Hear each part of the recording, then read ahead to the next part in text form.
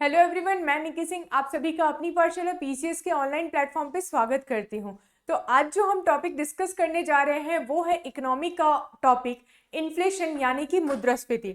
और इसको normal simple से लैंग्वेज में अगर बोला जाए तो इसे क्या कहेंगे हम? मुद्रास्फीति। तो चलिए डिस्कस करते हैं कि मुद्रास्फीति होती क्या है। ठीक है, देखिए जैसे अगर मैं ये पिक आपको दिखाऊं तो यहाँ हम क्या देख रहे हैं कि कोई चीज है और वो चीज क्या हो रही है, धीरे धीरे बढ़ रही है और कुछ लोग हैं और वो लोग क्या कर रहे हैं, उसको रोकने की कोशिश कर रहे हैं। तो आखिर ये चीज क्या है कि क्या बढ़ रही है और प्लस ये चीज क्या है कि वो रोक रहे हैं। और आखिर क्यों रोक रहे हैं, अगर ये ऊपर चला जाएगा तो आखिर होगा क्या। तो इसी टर्म को हम समझेंगे कि ये पिक मैंने यहाँ पे क्यों लगाई है। तो चलिए फिर इस टर्म को समझने के लिए हमें जो टॉपिक डिस्कस करना होगा वो क्या है, इन्फ्लेशन यानी कि मुद्रास्फीति। तो चलिए फिर डिस्कस करते हैं। देखिए इन्फ्लेशन अगर हम बात करें यानी कि मुद्रास्फीति, मुद्रास्फीति का डेफिनेशन क्या है? A general rise in the prices of goods and services over a period of time. ध्यान देना यहाँ पे over a period of time की बात की गई है। और when there is an imbalance between demand and supply, the prices of goods and services increases. This increase in prices is called inflation. यहाँ ये बोल रहा है कि जब डिमांड और सप्लाई में गड़बड़ होती है तो कोई भी चीज, कोई भी वस्तु का मूल्य क्या होता है, बढ़ जाता है। और इसी को हम लोग क्या कहते हैं, इन्फ्लेशन। हिंदी में देखते हैं, जब मांग और आपूर्ति में असंतुलन पैदा होता है तो वस्तु और सेवाओं की कीमतें बढ़ जाती है। कीमतों में इस वृद्धि को मुद्रास्फीति कहते हैं। अब इस वृद्धि को समझते हैं कि ओवरऑल इस डेफिनेशन में इन्होंने बताया क्या है। तो हमें एक एग्जाम्पल लेना होगा। एग्जाम्पल कैसे? एग्जाम्पल लेते हैं कि एक बिस्किट का पैकेट है। क्या? एक बिस्किट का पैकेट है और 2015 में उस बिस्किट के पैकेट का प्राइस था 10 रुपए। ठीक है, और जैसे कि 2023 में अगर हम बात करें तो उस बिस्किट का प्राइस हो गया 20 रुपए। अब बात ये आती है कि 2015 से लेके 2023 में ये जो प्राइसेस है वो बढ़े कैसे, तो इसको भी देखते हैं। एग्जाम्पल में क्या लेते हैं कि 2016 में प्राइस हो गया होगा 11 रुपए, 2017 में प्राइस हो गया होगा 12 रुपए। ठीक है, ऐसे करते करते करते करते क्या आया, हर साल प्राइस उसके क्या हुए, बढ़े, मूल्य उसका क्या हुआ, बढ़ा। और मूल्य बढ़ के 2023 में क्या हुआ, इसका प्राइस हो गया 20 रुपए। ठीक है, जब ये प्राइस इसका 20 रुपीज हो गया तो अब हमें ये समझना है कि इस यही इंक्रीज इन प्राइस यानी कि धीरे धीरे 16 में क्या हुआ, 11 रुपए, फिर क्या हुआ 12 रुपए, फिर क्या हुआ 13 रुपए, ऐसे करते करते टोटल कहां तक पहुंचा, 20 रुपए। यानी कि जब मैंने आपको डेफिनेशन बताई थी तो मैंने क्या बताया था, ग्रेजुअल इंक्रीज इन प्राइस। क्या बताया था डेफिनेशन में? Gradual increase in price, gradual increase in price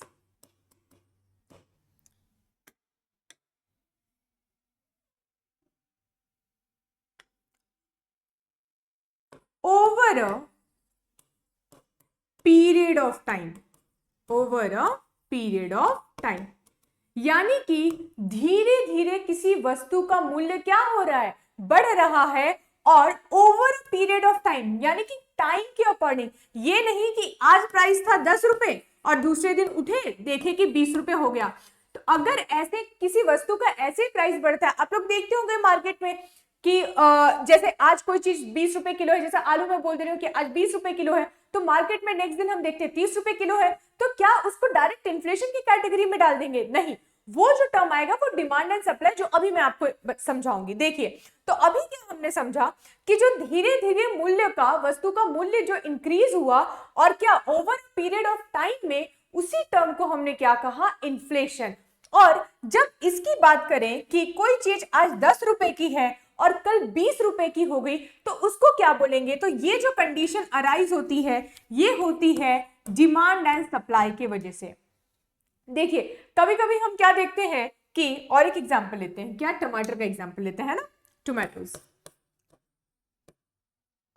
ठीक है, मार्केट में अभी जा रहे हैं 20 रुपए किलो टमाटर मिल रहा है, ठीक है, 20 रुपए केजी मिल रहा है।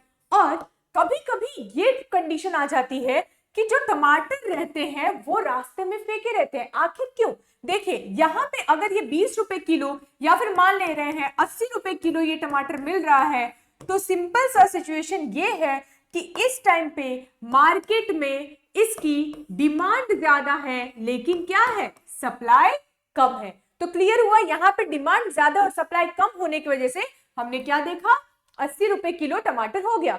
और जैसे ही सप्लाई बढ़ता है, जैसे कि आपने 5 रुपए किलो भी टमाटर सुना होगा, तो जैसे ही सप्लाई इंक्रीज हो जाता है, डिमांड क्या हो जाती है, डिमांड कम, क्योंकि मतलब डिमांड कम नहीं हो जाती, क्या होता है ना कि इतना ज्यादा सप्लाई हो जाता है कि उतना लोग अब डिमांड करते भी नहीं है। अब मतलब किसी व्यक्ति को 1 केजी टमाटर खाना है तो वो देखेगा अरे 5 रुपए किलो हो गया, तो क्या वो 10 केजी थोड़ी ना खा जाएगा। तो क्या हुआ, कभी कभी जो इन्फ्लेशन आता है, यानी कि जो मुद्रास्फीति होती है, वो डिमांड और सप्लाई की वजह से भी होती है। तो अगर हम इन्फ्लेशन को ओवरऑल समझे कि इन्फ्लेशन क्या है, तो हम क्या बोलेंगे, a gradual increase in price over a period of time, यानी कि धीरे धीरे किसी वस्तु के मूल्य का बढ़ना ही क्या कहलाता है, इन्फ्लेशन कहलाता है, यानी कि मुद्रास्फीति। तो ये क्लियर हो गया होगा। नेक्स्ट स्लाइड में आते हैं। अब आते हैं टाइप्स ऑफ इन्फ्लेशन, यानी कि इन्फ्लेशन के कौन कौन से प्रकार हैं। जब हम मुद्रास्फीति पढ़ते हैं तो मुद्रास्फीति एक ही टाइप की नहीं होती है। अभी मैं जो आपको मुद्रास्फीति पढ़ाऊंगी टोटल अराउंड 6 टाइप की मैं पढ़ाऊंगी, और वो कैसे है देखिए। पहला जो टाइप है वो है क्रिपिंग इन्फ्लेशन।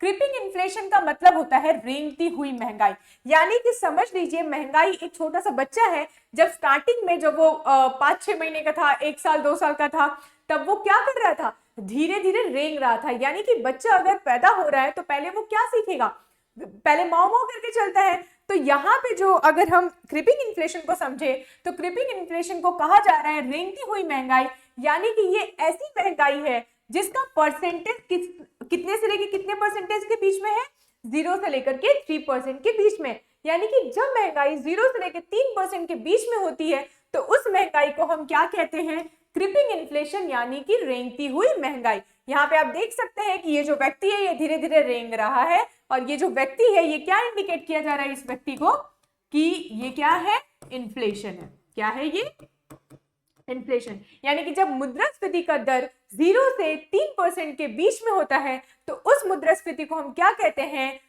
क्रिपिंग इन्फ्लेशन, यानी कि रेंगती हुई महंगाई। तो क्या रेंगती हुई महंगाई कहीं देखने को मिलता है, तो हाँ, रेंगती हुई महंगाई कौन से देश में देखने को मिलता है, डेवलप्ड कंट्रीज, यानी कि जो विकसित देश है उन कंट्रीज में हमें रेंगती हुई महंगाई देखने को मिलती है। ठीक है, और क्या कौन कौन से डेवलप्ड कंट्रीज, यूएसए हो गया, कनाडा हो गया, यूके हो गया, इन सारी कंट्रीज में हमें जो ज्यादातर महंगाई देखने को मिलती है वो कौन सी है, क्रिपिंग इन्फ्लेशन, यानी कि रेंगती हुई महंगाई, जो कि किस परसेंट से लेकर किस परसेंट के बीच में है, 0 से लेकर के 3% के बीच में है। ठीक है, अब नेक्स्ट पे आते हैं। नेक्स्ट की बात करें तो नेक्स्ट आ रहा है हमारा वॉकिंग इन्फ्लेशन, यानी कि चलती हुई महंगाई। अब देखो, मैंने कहा वो बच्चा था तो पहले उसने मौमो करके सीखा, मतलब मौमो करके चलना सीखा, फिर उसके बाद अब वो धीरे धीरे अपने पैरों पे खड़ा हो गया। यानी कि वो जो इन्फ्लेशन, जो पहले छोटा सा बच्चा था, अब इन्फ्लेशन हो गया है बड़ा, और जैसे बड़ा हो गया उसने चलना सीख लिया। यानी कि ऑब्वियसली अगर वो 3% तक था तो अब इन्फ्लेशन का रेट यहाँ पे क्या हो जाएगा, 3% से लेकर के 10% तक। यानी कि अगर हमें वॉकिंग इन्फ्लेशन समझना है कि वॉकिंग इन्फ्लेशन का रेंज क्या है, तो वो क्या होगा, 3% से लेकर के 10% तक। फिर दूसरी चीज ये बनती है कि ये जो इन्फ्लेशन है वो हमारी इकोनॉमी के लिए कैसा है, मतलब अच्छा है, खराब है, तो क्या है। तो कभी भी अगर हमें ये पूछ लिया जाए कि मतलब हमारी इकोनॉमी के लिए अच्छी इन्फ्लेशन क्या है, तो वो कौन सी होगी, हमारी वॉकिंग इन्फ्लेशन, क्रीपिंग इन्फ्लेशन नहीं। ठीक है, क्रीपिंग इन्फ्लेशन इसलिए हमारी कंट्री में अच्छी नहीं है क्योंकि हमारी जो कंट्री है वो क्या है, अभी डेवलपिंग। अगर डेवलप्ड कंट्री हो जाए तो डेवलप कंट्री में हम क्रीपिंग इन्फ्लेशन देख सकते हैं और वो ठीक भी रहता है। लेकिन अगर डेवलपिंग कंट्री की बात की जाए, विकासशील देशों की बात की जाए, तो वहां पे कौन सा इन्फ्लेशन ज्यादातर देखने को आपको मिलता है, वॉकिंग इन्फ्लेशन, और ये इकोनॉमी के लिए भी अच्छा भी होता है। ठीक है, तो ये कहां पे हमें देखने को मिलेगा इस टाइप की इन्फ्लेशन, डेवलपिंग कंट्रीज, एग्जांपल में क्या है, इंडिया और चाइना। अब इसी के रिगार्डिंग हम और एक चीज डिस्कस कर सकते हैं कि आपने इंडिया का एग्जाम्पल मैम लिया, तो मुझे ये बताइए कि इंडिया में इन्फ्लेशन से रिलेटेड क्या चीजें दी गई है। तो देखिए, जब हम इंडिया में इन्फ्लेशन की बात करते हैं तो आरबीआई के द्वारा मॉनेटरी पॉलिसी में ये चीज क्लियर कर दी गई है कि इन्फ्लेशन क्या होना चाहिए, 4+-2। क्या होना चाहिए, 4+-2। यानी कि इनके कहने का मतलब है इन्फ्लेशन रेट घटे तो कितना घटे, 2% तक, और इन्फ्लेशन रेट बढ़े तो कितना बढ़े, बढ़े तो कितना बढ़े, 6% तक। यानी कि हमें क्या करना है, 4+-2 का कॉन्सेप्ट याद रखना है कि इन्फ्लेशन अगर कम हो तो मतलब कम से कम कितना हो, 2%, और ज्यादा से ज्यादा कितना होना चाहिए, 6%। और इसी इन्फ्लेशन रेट को मतलब बार बार चेक करने के लिए हमारी मॉनेटरी पॉलिसी कमेटी हुआ करती है, जो हर 2 महीने में बैठती है और ये देखती है कि क्या इन्फ्लेशन रेट मार्केट में सही चल रहा है। अगर इन्फ्लेशन रेट मार्केट में सही नहीं चल रहा है, बहुत ज्यादा आगे बढ़ गया है या फिर बहुत ज्यादा कम हो गया है, तो अलग अलग मॉनेटरी पॉलिसी के थ्रू जो हमारी आरबीआई है उसको कंट्रोल करने की कोशिश करती है कि किसी भी तरीके से हमारा इन्फ्लेशन रेट है इसके बीच में आ जाए। तो ये क्लियर हो गया। अब जो हम नेक्स्ट डिस्कस करने जा रहे हैं वो है रनिंग इन्फ्लेशन, यानी कि भागती हुई महंगाई। अब देखो, पहले इन्फ्लेशन बच्चा था तो वो रेंग रहा था, थोड़ा बड़ा हुआ तो उसने चलना सीखा, अब चलने के बाद बच्चा क्या करेगा, दौड़ने की कोशिश। तो वैसे ही सेम अब इन्फ्लेशन यहाँ पे क्या करने लगा, दौड़ने लगा। यानी कि जब इन्फ्लेशन रेट कितने के कितने बीच में आ जाए, कितने से कितने के बीच में आ जाए, 10% से लेकर के 20% के बीच में आ जाता है, तो यही इन्फ्लेशन क्या कहलाता है, रनिंग इन्फ्लेशन। क्या कहलाता है, रनिंग इन्फ्लेशन, यानी कि भागती हुई महंगाई। और भागती हुई महंगाई अच्छी नहीं होती। अब देखो, आपको पता नहीं है कि भागना क्या है और बच्चा भागता है तो बच्चा गिरता तो है, इसीलिए समझना कि रनिंग इन्फ्लेशन अगर पूछ ले कि रनिंग इन्फ्लेशन हमारी इकोनॉमी के लिए बढ़िया है या नहीं, तो आप याद रखना रनिंग इन्फ्लेशन हमारी इकोनॉमी के लिए बढ़िया नहीं है, क्योंकि आप जब भाग रहे हो तो आपको ये भी लगेगा कि कहीं आपको चोट लग ना जाए। ठीक है, तो क्या इस टाइप के भी इन्फ्लेशन कहीं देखने को मिला हुआ है। देखिए, government adopt monetary policy to combat with this. सबसे पहले ये समझिए, मैंने अभी आपको एमपीसी के बारे में बताया, मॉनेटरी पॉलिसी कमेटी के बारे में बताया, जिसमें क्या होता है कि अगर इन्फ्लेशन रेट यानी कि इन्फ्लेशन दर बहुत ज्यादा बढ़ जाती है तो गवर्नमेंट उसको कंट्रोल करने की कोशिश करती है, प्लस आरबीआई जो हमारी रिजर्व बैंक ऑफ इंडिया है, सेंट्रल बैंक है, वो भी उसे कंट्रोल करने की कोशिश करती है। क्योंकि अगर कंट्रोल नहीं किया तो फिर इसके बाद जो नया इन्फ्लेशन हमें देखने को मिलेगा वो क्या होगा, गैलोपिंग इन्फ्लेशन, यानी कि सर पर दौड़ती। पहले तो आपने दौड़ना सीखा और उसके बाद इतना दौड़ना सीख लिया कि अब आप सर पर दौड़ रहे हो, और जैसी ही वो प्रॉब्लम आ जाती है यानी कि सर पर दौड़ती महंगाई आ जाती है, तो देखो क्या होता है, अब जो ये इन्फ्लेशन रेट है वो किससे कितना ज्यादा हो जाएगा, 20%। यहाँ पे क्या हो जाएगा, ठीक है, 20% से जब इन्फ्लेशन क्या हो जाएगा, ज्यादा हो जाएगा, तो उसी इन्फ्लेशन को हम क्या कहेंगे, गैलोपिंग इन्फ्लेशन, यानी कि सर पर दौड़ती महंगाई। और सर पर दौड़ती महंगाई जो होती है, ऑब्वियसली अगर दौड़ती हुई महंगाई अच्छी नहीं हुई तो क्या सर पर दौड़ती हुई महंगाई अच्छी होगी, नहीं, ये भी महंगाई हमारे लिए सही नहीं होती। तो क्या ये महंगाई कहीं देखने को मिली है, हाँ, जैसे पाकिस्तान और श्रीलंका में, अभी जैसे एग्जाम्पल हम ले सकते हैं कि श्रीलंका में जो अभी क्राइसिस आया था, प्लस पाकिस्तान में जो चीजें हुई, ये जो इन्फ्लेशन हमें देखने को मिला था वो किस टाइप का इन्फ्लेशन था, तो वो था गैलोपिंग इन्फ्लेशन, यानी कि सरपट दौड़ती महंगाई। ठीक है, क्लियर है। नेक्स्ट क्वेश्चन पे चलते हैं।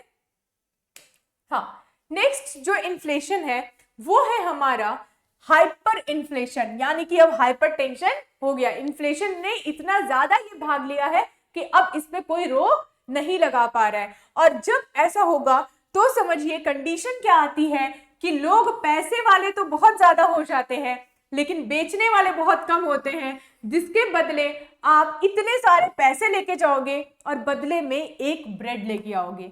ठीक है, इस टाइप की कंडीशन वेनेजुएला में देखने को मिला था कि लोग बैग बैग भर के पैसे लेके जाते थे लेकिन बदले में कभी मतलब किसी को तो ब्रेड मिल भी जाता था और किसी को पैसा होने के बावजूद भी वो ब्रेड नसीब नहीं हुआ करता था। क्यों? क्योंकि क्या होता है ना, इस टाइप की इकोनॉमी में लोगों के पास पैसा इतना ज्यादा हो जाता है कि लोग काम में यानी कि लेबर फोर्स जो उस इकोनॉमी में होती है वो क्या हो जाती है, बहुत कम। और जैसे ही लेबर फोर्स कम हो गई तो सप्लाई भी कम हो जाएगा, लेकिन मुझे ये बताइए सप्लाई कम हो गया लेकिन पब्लिक तो कम नहीं हुई है, यानी कि डिमांड तो लोगों की बढ़ रही है। लेकिन अब मुझे ये बताइए कि इकोनॉमी ऐसी हो गई कि कोई काम ही नहीं करना चाह रहा है, तो कोई काम नहीं करेगा तो प्रोडक्शन कहां से होगा? और जैसे ही प्रोडक्शन लेस हो गया और डिमांड बढ़ते जा रही है, तो ये इनडायरेक्टली जिस इन्फ्लेशन को मतलब आने के लिए मजबूर करता है वो है हाइपर इन्फ्लेशन, जिसमें कंडीशन ये होगा कि सारे देश में अमीर है लेकिन सामान बेचने वाला कोई नहीं है, और आप इतने पैसे लेके जाओगे और बदले में शायद आपको ब्रेड मिले और शायद वो भी ना मिले। तो हाइपर इन्फ्लेशन जो है ये सबसे बेकार कंडीशन है किसी भी इकोनॉमी के लिए। तो क्या ये कहीं और देखने को मिला था? और देखो जो परचेसिंग पावर है बिकम जीरो। परचेसिंग पावर यानी कि जो व्यक्ति का एक क्रय शक्ति होता है कि 1 रुपए में वो कितनी चीजें खरीद सकता है या 100 रुपए में कितनी चीजें खरीद सकता है, इसका जो परचेसिंग पावर हो जाता है वो क्या जीरो हो जाता है, क्योंकि इतना पैसा लेके जा रहा है और बदले में इतना लेके आ रहा है, और कोई वो भी नहीं लेके आता। तो क्या ये आप लोगों को क्लियर हो गया? और ये वेनेजुएला में भी देखा गया है हाइपर इन्फ्लेशन, और जिम्बाब्वे में भी ये इन्फ्लेशन देखने को मिला है। ठीक है, अब आते हैं अब जो इन्फ्लेशन हमें देखना है वो है हेडलाइन इन्फ्लेशन। देखिए जब मैंने हेडलाइन इन्फ्लेशन बोला तो इसमें क्या होता है कि जब हम इन्फ्लेशन कैलकुलेट कर रहे हैं, यानी कि सोचो महंगाई हमें निकालनी है, तो जब महंगाई निकालनी होती है तो प्रॉब्लम ये आती है कि हम किस किस प्रोडक्ट को ऐड करें इन्फ्लेशन निकालने के लिए और महंगाई का दर निकालने के लिए। तो क्या होता है जब आप हेडलाइन इन्फ्लेशन निकालने की कोशिश करते हो तब आपको सारे प्रोडक्ट्स मतलब ऑलमोस्ट सारे प्रोडक्ट्स के जो प्राइस होती है वो इंक्लूड करके निकालना होता है। और याद रखना इसमें आपका जो फूड है और जो फ्यूल है जिसके प्राइसेस हमेशा चेंज होते रहते हैं उसको भी हेडलाइन इन्फ्लेशन में काउंट किया जाता है। लेकिन अगर वही हम कोर इन्फ्लेशन में आ जाए तो कोर इन्फ्लेशन में क्या किया जाता है, फूड और फ्यूल को क्या कर दिया जाता है, हटा दिया जाता है। तो इसमें यही क्वेश्चन पूछता है कि हेडलाइन इन्फ्लेशन में फूड एंड फ्यूल के प्राइसेस इंक्लूड होते हैं या नहीं, और कोर में भी वही पूछ लिया जाता है, मतलब इसको स्टेटमेंट वाइज क्वेश्चन पूछ लिया जाता है। ठीक है, तो आपको याद रखना होगा हेडलाइन यानी कि ऊपर ऊपर का सब कुछ, यानी कि हमें कैसे याद रखना है, चाहे फूड हो चाहे फ्यूल हो सबके प्राइसेस इंक्लूडेड होंगे। और वही अगर कोर का मतलब क्या हुआ, नीचे वाला पोर्शन, यानी कि मेन महंगाई कहाँ है, तो फूड और फ्यूल के प्राइसेस तो रोज चेंज हो रहे हैं, तो इसमें हम कोर की बात ही नहीं करेंगे। तो फूड और फ्यूल की प्राइसेस हमने क्या कर दिया, हटा दिया, तो हमारा कोर इन्फ्लेशन आ जाएगा। और अगर सिर्फ हम ऊपर की बात करें जिसमें सब कुछ इंक्लूडेड हो जाएगा, उसमें वो कौन सा इन्फ्लेशन हो जाएगा, हेडलाइन इन्फ्लेशन। क्लियर हुआ? तो चलिए ये इन्फ्लेशन हो गया। अब हम डिस्कस करेंगे कि आखिर इन्फ्लेशन होता क्यों है। अभी तक तो देख लिया कि इन्फ्लेशन ऐसा है वैसा है, तो इन्फ्लेशन आखिर आया कैसे? तो देखो कॉजेज ऑफ इन्फ्लेशन, कारण। सबसे पहला है डिमांड पुल इन्फ्लेशन, यानी कि जब मार्केट में डिमांड बढ़ जाए और सप्लाई क्या वही कांस्टेंट रहे, क्या कांस्टेंट रहे। अब क्वेश्चन ये आता है कि मैम डिमांड मेरे पास बढ़ेगी कैसे? तो डिमांड बढ़ने के लिए आपको क्या चाहिए, इनकम। अब मुझे ये बताइए जब मेरे पास इनकम ज्यादा रहेगी तब मैं डिमांड बढ़ाऊंगी या इनकम कम रहेगी तब मैं डिमांड बढ़ाऊंगी? सिंपल सी बात है, जब मैं ज्यादा कमाऊंगी यानी कि जब मेरी इनकम बढ़ जाएगी तो मैंने डिमांड भी क्या कर दिया, बढ़ा दिया। तो ओवरऑल अगर इसके पीछे का कॉन्सेप्ट देखें कि डिमांड पुल इन्फ्लेशन, हम कह रहे हैं कि मांग बढ़ोतरी की वजह से क्या हो रहा है, इन्फ्लेशन आया है। तो मांग बढ़ी कैसे, तो मांग बढ़ी इनकम बढ़ने की वजह से। तो अब हमने क्या किया, डिमांड बढ़ाया और सप्लाई कांस्टेंट रखा। तो मुझे ये बताइए कि जब किसी चीज की डिमांड बढ़ गई, सप्लाई वही की वही है, तो वो चीज ऑटोमेटिकली महंगी हो जाएगी। और इसी महंगाई को हम क्या कहते हैं, डिमांड पुल इन्फ्लेशन। यानी कि ये जो इन्फ्लेशन हो रहा है वो सिर्फ डिमांड के बढ़ने के वजह से हो रहा है, और उसमें क्या देखा जाता है कि हमारा सप्लाई जो है वो सप्लाई क्या है, कांस्टेंट है। तो ये भी क्लियर हो गया होगा। देखो जैसे too much of money chasing too few goods. देखो अब यहाँ पे क्या है, आप पैसे लेके जा रहे हो आपको, लेकिन वही चीज खरीदने के लिए आपको ज्यादा पैसे देने होंगे। क्यों? क्योंकि वो चीजें तो सब सीमित है, लेकिन लोगों के पास पैसा आ गया है। ठीक है, अब नेक्स्ट इन्फ्लेशन के लिए डिस्कस करते हैं।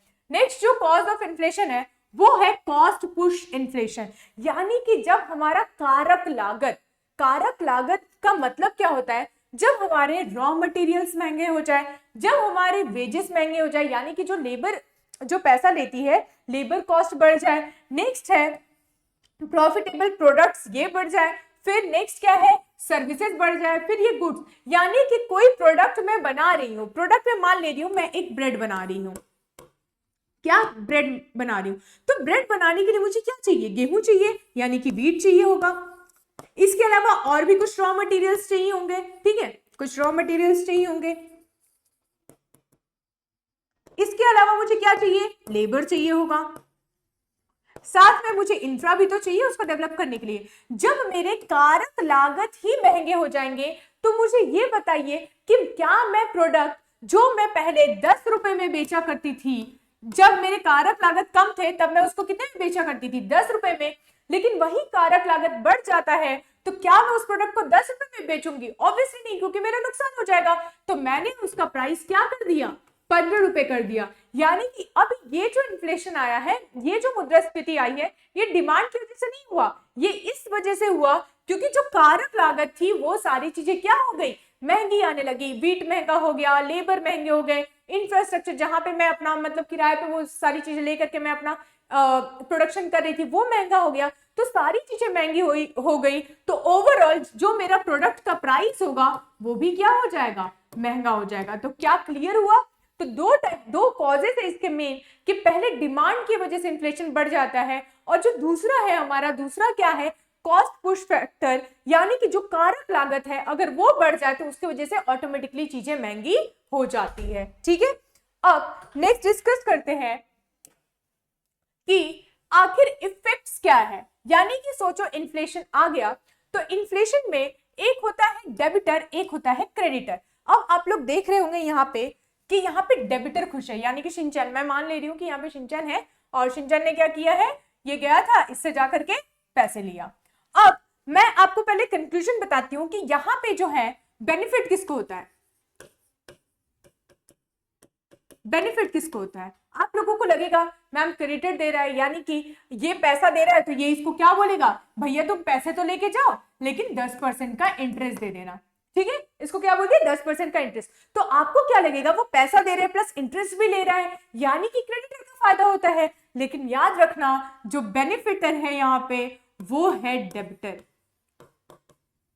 यानी कि जो ऋण ले रहा है, यानी कि ये जो शिनचैन यहाँ पे आकर के पैसे इस व्यक्ति से मांग रहा है, यहाँ पे इसको फायदा हो रहा है। अब वो फायदा कैसे हो रहा है ये देखो, सोचो मैंने